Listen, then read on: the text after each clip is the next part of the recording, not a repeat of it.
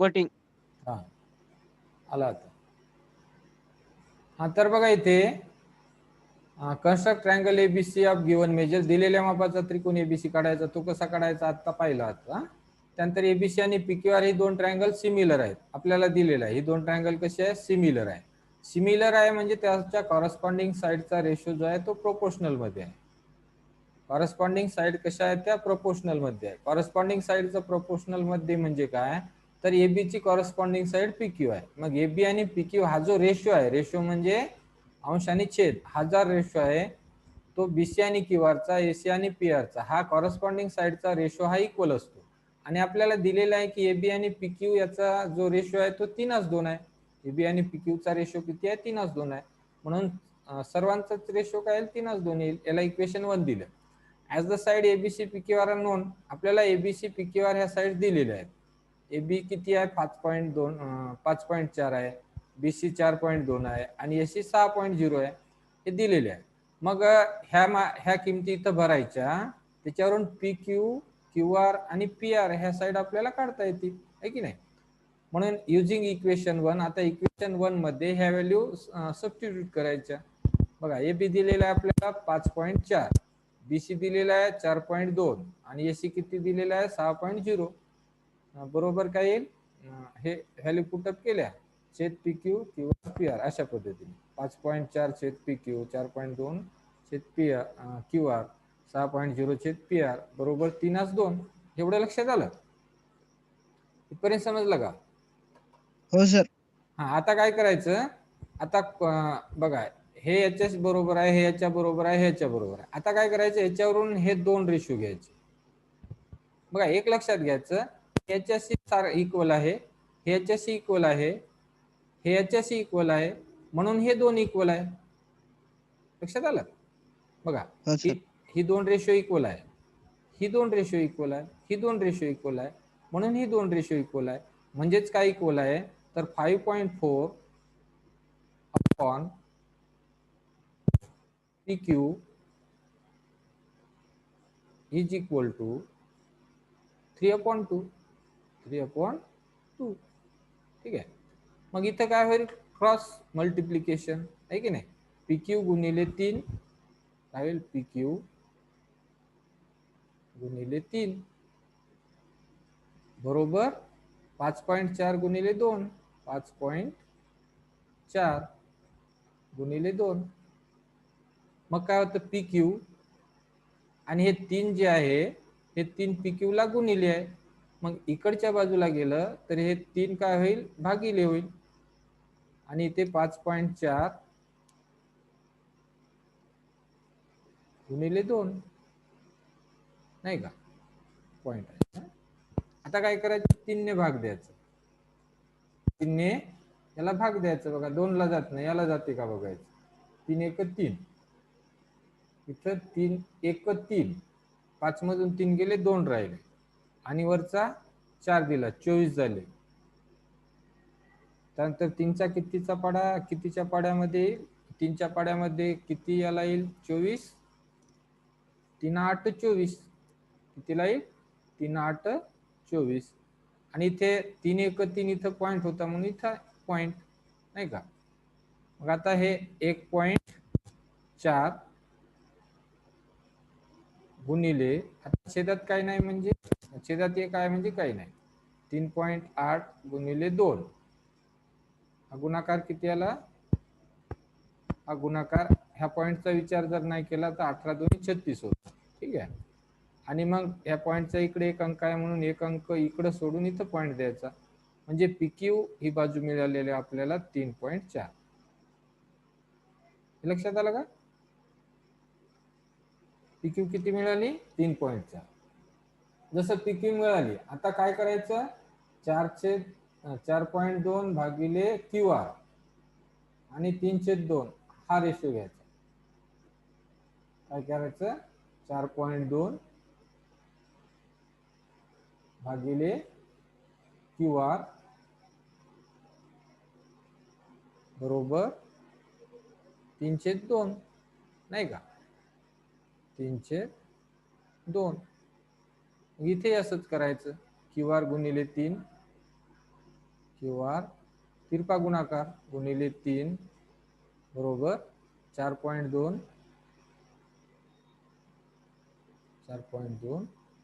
गुणिले 2. मग आता क्यू आर बरोबर हे 4.2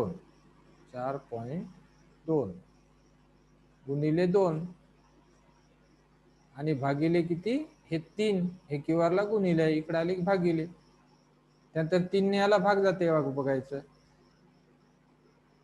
3 ने भाग देण्याची कसोटी काय अंकाच्या बेरजेला 3 ने भाग जातील त्या संख्येला 3 ने भाग जाते याला जाते बघा 3 1 3 इथं 3 1 3 किती उरले 1 उरला वरचा 2 दिला 12 झाले 3 3 9 3 चौक 12 आहे की नाही 3 1 3 नंतर इथं पॉइंट होता म्हणून 1 आणि 4 च्या मधात पॉइंट असेल म्हणजे 1.4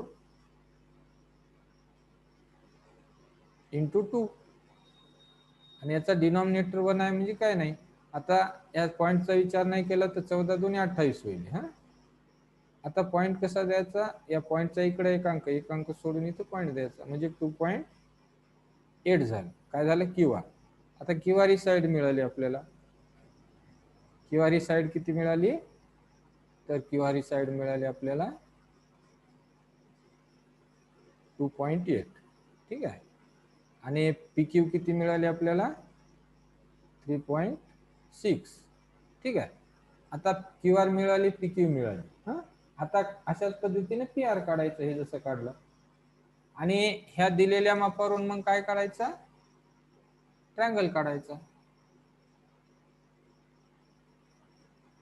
तर बघा इथे ह्या साइड्स काढलेल्या आहेत इथं काढलेल्या पी क्यू 3.6 इथं काढलेले आपण 3.6 क्यू आर 2.8 क्यू आर 2.8 आणि पी आर काढली तर किती येईल 4 येईल मग असे हे पी क्यू क्यू आर आणि पी आर मिळालं आपल्याला आता काय करायचं यांची मापे मिळाल्यानंतर त्या मापाचा ट्रायंगल काढायचा जसं आता एबीसी दिलेला माप आहे आणि पी क्यू आर याचं माप पी क्यू क्यू आर आणि पी आर ह्या बाजू मिळाल्यानंतर हा ट्रायंगल काढायचा तर बघा इथं एबीसी या ट्रायंगलशी पी क्यू आर हा ट्रायंगल कसा आहे सिमिलर आहे एबीसी या ट्रायंगलशी पी क्यू आर कसा आहे सिमिलर आहे नॉट इक्वल म्हणजे कॉन्करंट नाही आहे सिमिलर आहे लक्षात आलं सिमिलर म्हणजे ते दोन्ही सारखेच असतात दिसायला आहे की नाही हे लक्षात आलं का तुमच्या हॅलो हो सर लक्षात आलं ना हा तर इथे आता बघा हे उदाहरण सोडवत असताना महत्वाचा कोणता मुद्दा आहे तर इथे काय करायला पाहिजे तर हा जो इथे आपल्याला दिलेला आहे की ही दोन ट्रायंगल सिमिलर आहे आपल्याला काय दिलेलं आहे की दोन ट्रायंगल सिमिलर आहे आणि एका ट्रायंगल एबीसी या ट्रायंगलच्या साइड दिलेल्या आहे एबीच्या साइड दिलेल्या आहे एबी या ट्रायंगलच्या तिन्ही साइड दिलेल्या आहे आणि इथे साइडचा रेशो दिलेला आहे एबी आणि पीक्यू या साइडचा जो रेशो आहे रेशो तो दिलेला आहे 3:2 आता एवढी बाब दिलेली आहे रेशो दिलेला आहे आणि ही दोन ट्रायंगल सिमिलर आहे असं दिलेलं सर आहे आवाज येत नाही सर बरोबर असं आवाज येत नाही सर बरोबर हो ठीक आहे आता बघा येते आहे का हॅलो हॅलो आता थोडा अडकत याला हा तर हे नेट हो सर तुमचं मला अडकत येत होतं, सर. हा हा हा तर बघा इथे इथे महत्वाचं काय असतं की दोन ट्रायंगल सिमिलर असल्याचं आपल्याला जेव्हा दिलेलं असतं त्याचा अर्थ काय होतो की त्या ट्रायंगलच्या ज्या साइड्स आहेत त्या ट्रायंगलच्या ज्या साइड्स आहेत त्या प्रोपोर्शन मध्ये असतात दोन ट्रायंगल सिमिलर आहे याचा अर्थ त्या ट्रायंगलच्या ज्या साइड आहेत त्या प्रोपोर्शन मध्ये असतात हे लक्षात ठेवा हे खूप महत्वाचं आहे जेव्हा दोन ट्रायंगल सिमिलर असतात तेव्हा त्याच्या साइड ह्या कशा असतात प्रोपोर्शन मध्ये असतात म्हणजे त्यांच्या ज्या कॉरेस्पॉन्डिंग साइड आहे एबी ची पीक्यू कॉरेस्पॉन्डिंग साइड आहे बीसी ची क्यू आर एसी ची पी आर ह्या कॉरेस्पॉन्डिंग साइडचा हा जो रेशो आहे हा रेशो कसा असतो तिन्हीचा इक्वल असतो आणि हा रेशो दिलेला आपल्याला आणि मग हे आपल्याला दिलेलं आहे, करस्पॉन्डिंग साईडचा रेशो कसा असतो, इक्वल असतो.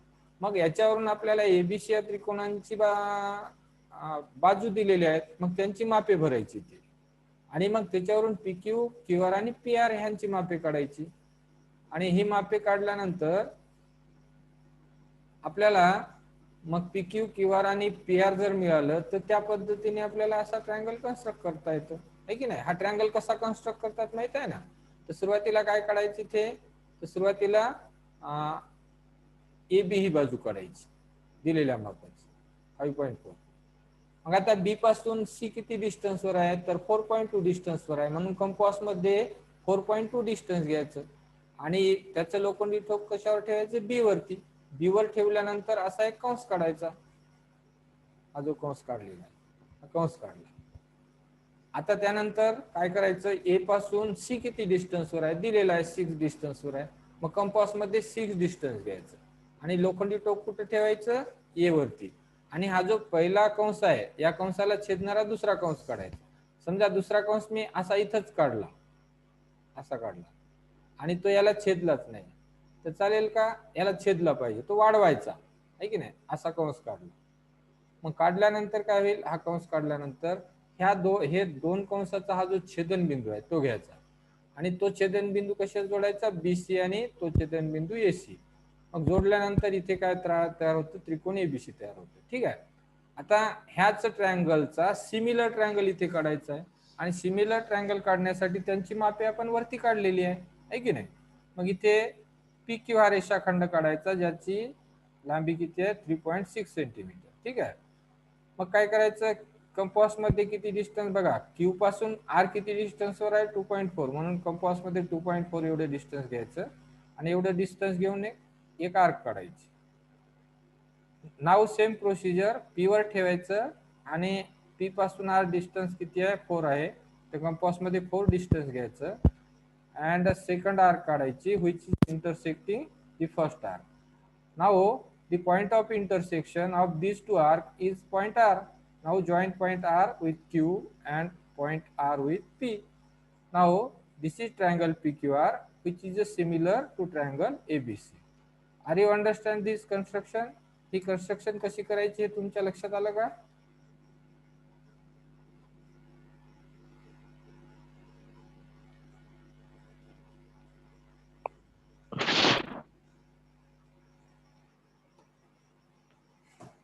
हेलो, साउंड आ रहा कि नहीं रे? हाँ सर। आवाज आ रही हाँ कि सर। नहीं, आवाज आ रही ना? यायला सर यायला. हाँ. अरे अरे फॉर मोर इन्फॉर्मेशन, हे बघा अधिक माहितीसाठी, while drawing a triangle similar to given triangle, sometimes the length of the sides we obtain by calculating are not easily measured by the scale. ठीक आहे. तर इथं काय होतं, sometimes the length of sides we obtain by calculating are not easily measure by scale. मग easily measure होत नाही, आपण जे कॅल्क्युलेट करतो दुसऱ्या ट्रायंगलची लेंथ. जसं आपल्याला ट्रायंगल एबीसी मध्ये एबीसी ह्या ट्रायंगलच्या तिन्ही साईडचं मेजर दिलं होतं आणि आपण कशाचं मेजर काढलं, पीक्यूआरचं मेजर काढलं. तर ते मेजर काढलं असता आपल्याला ते कॅल्क्युलेशन करत असताना ते जे कॅल्क्युलेशन आहे ते स्केलवर आपल्याला इझिली घेता येत नाही असं म्हणतात. मग अशा in such situation we can use the construction to divide the given segment in a given number of equal parts. म्हणून अशामध्ये काय करायचं, अशा सिच्युएशन मध्ये काय करायचं, to divide the given segment in a given number of equal parts याचा use करायचा. For example, if the length of side AB is 11.6 upon 3, then by dividing line segment of length 11.6 in 3 equal parts we can draw segment AB. मग आपल्याला segment AB असं काढता येईल. म्हणजे काय करायचं, त्याला 3 इक्वल पार्ट मध्ये डिवाइड करायचं, आहे की नाही, आणि मग ह्या मेजरचा आपल्याला काय काढता येईल, सेगमेंट AB काढता येईल. हे लक्षात आलं का तुमच्या?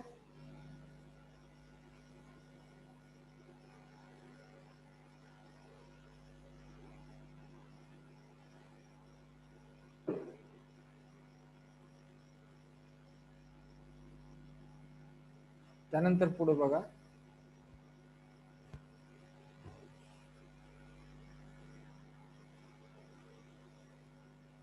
if we know the length of all sides of triangle PQR, we can construct triangle PQR. In the above example 1, there was no common vertex in the given triangle. आता बघा इथे ट्रायंगल जो आपण आधीचा बघितला, त्या ट्रायंगल मध्ये दोन ट्रायंगल मध्ये आपल्याला काय दिलेलं नव्हतं, कॉमन व्हर्टेक्स नव्हता. In the above example 1, there are no common vertex in the given triangle. दोन ट्रायंगल मध्ये कॉमन व्हर्टेक्स नव्हता, ही दोन ट्रायंगल वेगवेगळी होती.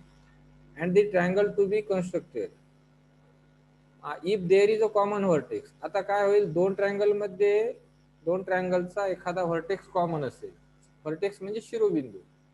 It is conveniently to follow the method in the following example. त्यासाठी खालील पद्धत वापरायची.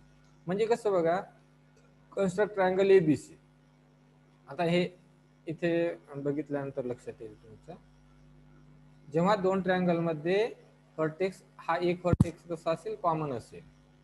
आता बघा, कन्स्ट्रक्ट ट्रायंगल एबीसी. एबीसी हा त्रिकोण काढायचा. कोणता त्रिकोण? एबीसी. ए बी सी हा त्रिकोण काढायचा. Construct triangle A dash B dash C dash. त्यानंतर A dash B C dash हा ट्रायंगल काढायचा. सच दॅट, कसा काढायचा तो? A B A dash B is equal to 5:3. म्हणजे ए बी छेद ए डॅश बी याचा जो काय रेशो आहे तो कसा आहे, 5:3 आहे. याचा रेशो कसा आहे, 5:3 आहे. And A B C similar with triangle A dash B C dash. आता याचा रेशो आहे आणि ही दोन ट्रायंगल सिमिलर आहे असं दिलेलं आहे. तर या उदाहरणावरून काही लक्षात आलं का तुमच्या? पटकन सांगत जा रे, नाही समजलं परत सांगता येतं, नाही पुढे जाता येतं. हेलो, आवाज आ रही की नाही? आवाज येत आहे ना माझी? हा, हे लक्षात आलं का तुम्हाला? काही हे उदाहरण 2 काही समजलं का इथे? 2 नंबर समजत नाही सर, ते पहिले समजले सर. हे 2 नंबरचं लक्षात येत नाही ना? हा सर. हा, तर बघा, कळत नाही सर. हा, परत लक्षात घ्या. Construct triangle ABC. एबीसी त्रिकोण काढायचा. कोणता त्रिकोण? ABC. Construct any triangle ABC. Construct any triangle ABC. कोणता एक ट्रायंगल एबीसी कन्स्ट्रक्ट करायचा. त्यानंतर construct A dash B C dash. आता काय करायचं, A dash B C dash काढायचा. कसा काढायचा, तर त्यांचा जो रेशो आहे एबीस ए डॅश बी हा रेशो 5:3 आहे. आणि A B C is similar with A dash B C dash. हे दोन ट्रायंगल सिमिलर आहे. मग काय प्रश्न समजला नसेल तर उत्तर पाहिल्यानंतर लक्षात येतं. आता बघा, ॲज शोन इन फिगर 4.3. आता हे 4.3 फिगर आहे. Let the point B A dash B A आणि ए डॅश, बी ए आणि A dash, and B C C dash B C C dash B collinear. हे कसे आहे, कोलिनियर आहे, एकाच रेषेवर आहेत हे तिन्ही पॉइंट. बघा, B A dash B C C dash हे पॉइंट कोलिनियर आहे, एका रेषेवर आहे. एवढं लक्षात आलं? आता आपल्याला काय दिलेलं आहे की ABC, triangle ABC is similar with triangle A dash B C dash. तर बघा, त्रिकोण एबीसी ए हे त्रिकोण ए इथून, त्रिकोण बी ए बी सी हा जो त्रिकोण आहे एबीसी, हा त्रिकोण कसा आहे, सिमिलर आहे. हा त्रिकोण कशाशी सिमिलर आहे, तर हा त्रिकोण A dash B C dash हा जो त्रिकोण आहे ह्या त्रिकोणाशी सिमिलर आहे. बघा, एबीसी हा त्रिकोण A dash B C dash या त्रिकोणाशी कसा आहे, सिमिलर आहे असं दिलेलं आहे. एवढं लक्षात आलं? त्यानंतर इथं काय आहे की यामध्ये काय दिसतं आपल्याला की कोण एबीसी म्हणजे कोण ए बी सी हा कोण आणि कोण A dash B C dash A dash B C dash हाच कोण आहे म्हणजे कोण एबीसी आणि कोण A dash B C dash हा जो कोण आहे हा कोण ही दोन कोणी कशी आहेत मग सारखी आहेत ही दोन कोणी सारखी आहेत आणि त्यानंतर काय दिलेलं आहे की आता ही दोन त्रिकोण ट्रायंगल सिमिलर आहेत सिमिलर आहे म्हणजे याच्या कॉरस्पॉन्डिंग साइडचा रेशो कसा आहे प्रपोर्शन सर मध्ये आहे आवाज येत नाही सर बरोबर. हा तर ठीक आहे थोडस हॅलो. बघूया आता हे एवढं घेऊन त्यानंतर स्टॉप करू आवाज येत नसेल तर आता येत आहे का बघा बरं हॅलो आवाज येत आहे का आवाज हॅलो निशांत आता येत आहे का रे हा येत आहे सर. हा तर बघा हे बघा इथे लक्षात घ्या हे काही लक्षात आलं का तुमच्या ही दोन त्रिकोण कशी आहेत सिमिलर आहे. सिमिलर आहे थोडं थोडं. हा सिमिलर आहे मग आता बघा सिमिलर आहे म्हणजे पक्क लक्षात ठेवायचं when two triangles are similar then the ratio of their corresponding sides are in proportion the ratio of their corresponding sides are in proportion so here AB ची corresponding side A dash B लक्षात आलं AB ची corresponding side A dash B then BC बघा BC तर BC ची corresponding side BC dash BC ची corresponding side BC dash now AC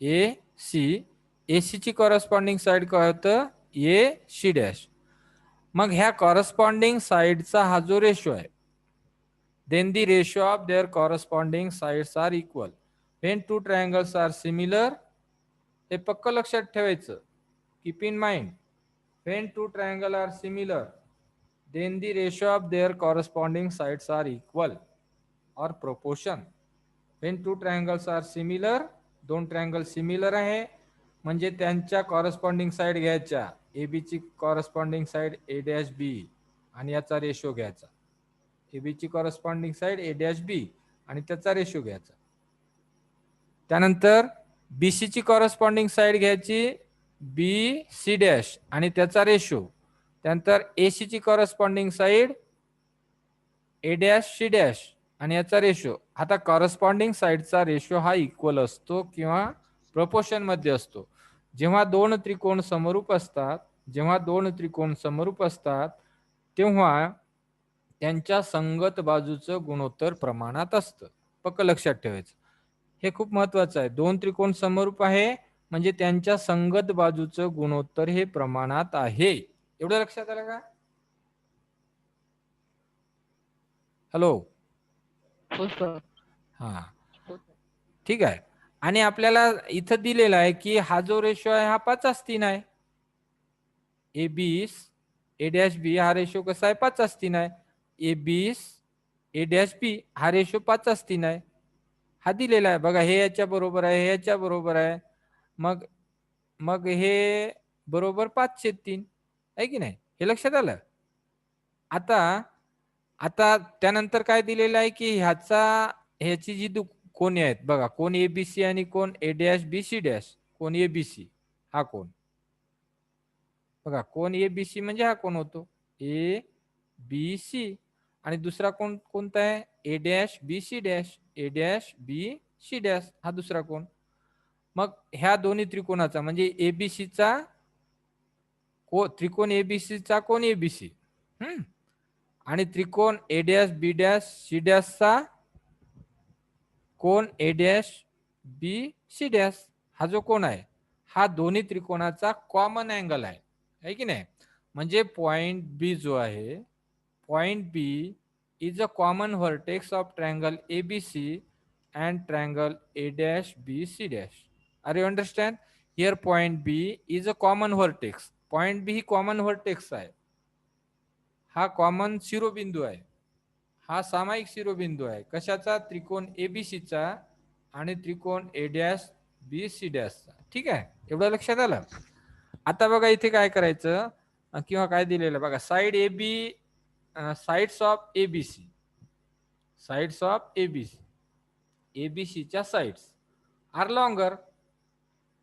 हे longer कशावरून, तर ह्या रेशोवरून. बघा हे हा जो रेशो असा आहे ना, याचा अर्थ काय होतो की ए बी, सॉरी, याचा अर्थ काय होतो तर ए B, A B A dash B dash म्हणजे ए बी छेद ए डॅश बी बरोबर बरोबर 5/3 म्हणजे 5/3, 5/3 म्हणजे 5/3. मग इथं असं लक्षात येतं की बघा हा 5 हा रेशो मोठा आहे, 5 मोठा आहे ना 3 पेक्षा, म्हणून काय होईल की A B he G side आहे मोठी आहे, म्हणजे त्याचा अर्थ काय होतो की त्रिकोण एबीसी हा मोठा आहे. त्रिकोण एबीसी कसा आहे, मोठा आहे. Triangle ABC C sides of triangle ABC are longer than corresponding sides of triangle A dash B C dash. बघा AB ट्रायंगल ABC च्या ज्या साइड्स आहेत त्या लॉंगर आहेत. ट्रायंगल ABC च्या साइड्स कशा आहेत, लॉंगर आहे. ते बघा साइड लॉंगर दिलेली आहे, ही स्मॉलर आहे की नाही. The length of side BC dash will be equal to 3 parts of 5 parts of sides BC. हा मग इथे काय होतं, the length of side BC dash, मग BC dash ही जी साइड आहे, लेंथ म्हणजे लांबी, कशाची लांबी, साइड BC डॅश ची, BC डॅश विल बी, हा 10 मिनिटं राहिले तोपर्यंत झालं, ठीक आहे, नंतर मग जॉईन करावं लागेल. हा तर length of side BC dash will be equal to 3 parts out of 5 equal parts of side BC. तर इथं काय दिलेलं आहे आपल्याला की ही जी रेशो दिलेला आहे आपल्याला साइडचा, आहे की नाही, तर इथे length of side BC dash will be equal to 3 parts, ते 3 पार्ट्स एवढे इक्वल असेल. कशाच्या, जे 5 पार्ट आहे त्या 5 पार्टच्या 3 पार्ट्स एवढं असेल, आहे की नाही, of side BC. So if we construct triangle ABC, point C will be on the both side of BC. मग पॉइंट C हा कसा, C डॅश जो आहे तो कसा असेल, will be on the side BC, तो साइड BC वर असेल, at a distance equal to 3 parts from B पासून 3 पार्ट्स वरती तो असेल. Now A is a point of intersection, ह्या पॉइंट ऑफ इंटरसेक्शन आहे कशाचा, AB आणि AB and a line through C parallel to CA, आणि लाईन C डॅश ही कशी आहे, पॅरलल टू CA, CA ला पॅरलल आहे. तर बघा हे लक्षात यायला का तुमच्या,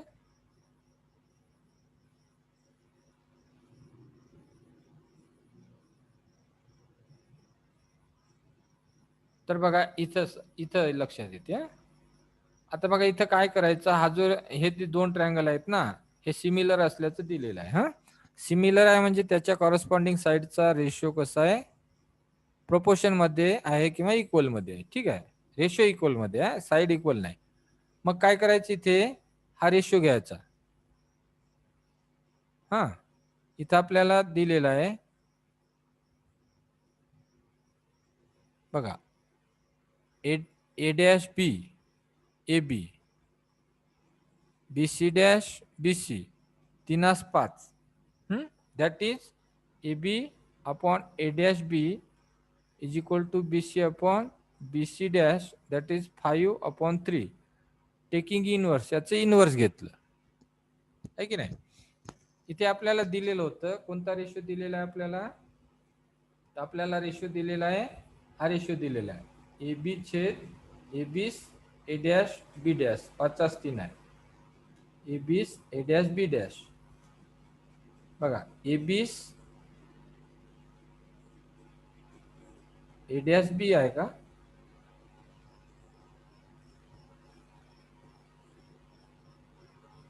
ए बी छेद काय, एक मिनिट, ए बी छेद ए डॅश बी आहे.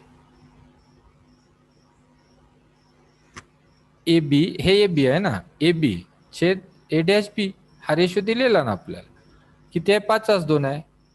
मग तसंच B C B C dash, मग याचं इनव्हर्स घेतलं इथे, इथे इनव्हर्स उलट केलं त्याचं. इनव्हर्स म्हणजे काय, तर जो छेद आहे तो अंशस्थानी, आता इथे बघा, इथं छेद काय ए डॅश बी आहे, तो इथं आला ए डॅश बी, नाही का, हे ए डॅश बी आहे ना, ए डॅश बी तो वरती आला, इथं हा भाग इथं गेला आणि हा भाग इथं आलेला आहे, बघा इनव्हर्स झालेला आहे. इनव्हर्स म्हणजे छेद अंशस्थानी, छेद अंशस्थानी आणि अंश छेदस्थानी येतं, त्याला इनव्हर्स म्हणतात.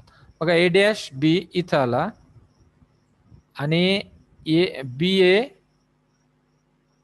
हे बी ए छेदात गेला, आहे की नाही. इथं काय होईल, हे इथं येईल आणि हे इथं जाईल, म्हणजे बी सी डॅश छेद बी सी छेद बी सी. मग हे 5 3च्या ठिकाणी, 3 5च्या ठिकाणी इनव्हर्स झाले. हा, आता काय करायचं, स्टेप ऑफ कन्स्ट्रक्शन, यासाठी ट्रायंगल ए बी सी काढायचा आधी, ए बी सी काढायचा. आता divide segment B C in 5 equal part. आता काय करायचं, हे 5 3 दिलेलं आहे ना, मग याचे 5 पार्ट करायचे. किती 5 पार्ट करायचे, 5. Divide segment B C in 5 equal part. आता बघा, इथे एबीसी एक ट्रायंगल कन्सिडर करायचा, कोणत्याही मापाचा, त्याचे 5 पार्ट करायचे. आता 5 पार्ट कसे करतात ते आपण बघितलं. तर बीसी काढायचं एक, सॉरी बीसी हा जो सेगमेंट आहे ना, बीसीआयचे 5 पार्ट कसे करायचे, तर बिंदू बी जवळ, बिंदू बी जवळ हा जेवढ्या अंशाचा कोण आहे तेवढाच इथे इथे कोण काढायचा असा. आणि मग काढल्यानंतर काय करायचं, याच्यावरती असे 5 भाग घ्यायचे, 5 कंस घ्यायचे, इकडे 5 कंस घ्यायचे, ते जोडायचे, मग हे 5 इक्वल पार्ट झाले असं समजा. हा, now name the end points of third part of segment BC as C dash. आता काय करायचं, बीसीचा name the end point of third part. मग बीसी हा जो सेगमेंट आहे याचा जो थर्ड पार्ट आहे, हा एक पार्ट, हा दुसरा आणि हा तिसरा, हा जो थर्ड पार्ट आहे याचं एंड झाल्यानंतर त्याला नाव काय द्यायचं, सी डॅश नाव द्या म्हणते, त्याला काय नाव द्यायचं, सी डॅश. आणि बीसी डॅश हे 3 आसपास होईल आणि बीसी डॅश हे जे आहे डिस्टन्स, हे 3/5 बीसी होईल. म्हणजे बीसी या डिस्टन्सच्या ते किती असेल, तर 5 भाग जे आहेत त्या 5 भागापैकी 3 भाग आहेत. बघा बीसी डॅश जे आहे, बीसी डॅश, तर बीसी डॅश किती आहे, तर बीसी हा जो रेषाखंड आहे, बीसी पूर्ण रेषाखंड, त्याचा किती भाग आहे, तर 5 पैकी 3 भाग आहे, 5 पैकी 3 भाग आहे. म्हणजे हा अशा पद्धतीने यामध्ये रिलेशन असेल.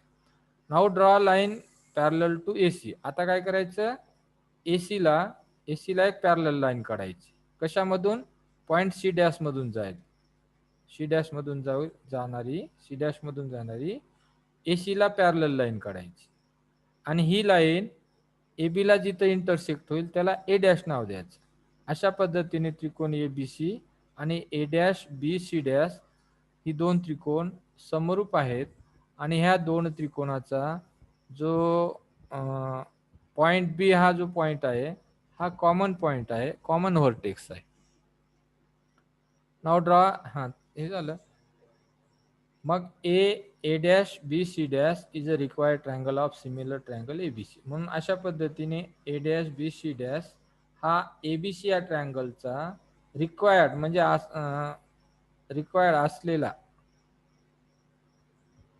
रिक्वायर्ड म्हणजे काय म्हणता येईल त्याला, जो आपल्याला पाहिजे होता, हे की नाही, जो आपल्याला पाहिजे होता, अपेक्षित. रिक्वायर्ड म्हणजे अपेक्षित त्रिकोण आहे. ठीक आहे. तर अशा पद्धतीने आपल्याला ही दोन सिमिलर ट्रायंगल काढता येतात. आता इथे एक नोट दिलेली आहे. काय नोट ती, तर to divide a segment BC. आता बीसी कसा डिवाइड करायचा हे इथं दिलेलं आहे त्यांनी, है की नाही. आपण पाहिलं ना हा बीसी कसा डिवाइड करायचा. तर इथं दोन बाजूंना नाही काढलं तर एका बाजूनं जरी काढलं तरी चालेल. म्हणजे ट्रायंगल एबीसी काढायचा. ठीक आहे. ट्रायंगल एबीसी काढल्यानंतर काय करायचं, एकच मिनिट राहिला रे आपल्या, इथे थांबू आपण. हा, हे समजलं का तुम्हाला? हो सर, हो सर. नाही समजलं असेल तर परत एकदा रिपीट करतो मी उद्या. ठीक आहे. नका सर, नाही रेकॉर्डिंग आता, थांबतो सर. आता नाही, उद्या रिपीट करतो उद्या. हो सर, हो सर. समजलं नसेल तर. हा, हो ठीक आहे सर. मग, हो सर. थांबू मग. Good night. हा हो सर. सर टाइम हा. चेंज करावं का सर? हा, तुमच्या मनाने. सर 8 ते 9 चांगला राहील ना सर? रात्री सकाळ. सकाळी हं? हो, ते आदर्शही म्हणत होता. बघू आता उद्या. सर उद्या तुम्ही ग्रुपवर टाका मग, बघू काहीतरी. मीटिंग एंड हो होते आता. सर. हो सर उद्या बोलू सर याविषयी. हो हो, ठीक आहे मग. Good night. हा हा, गुड नाईट हो सर. सर.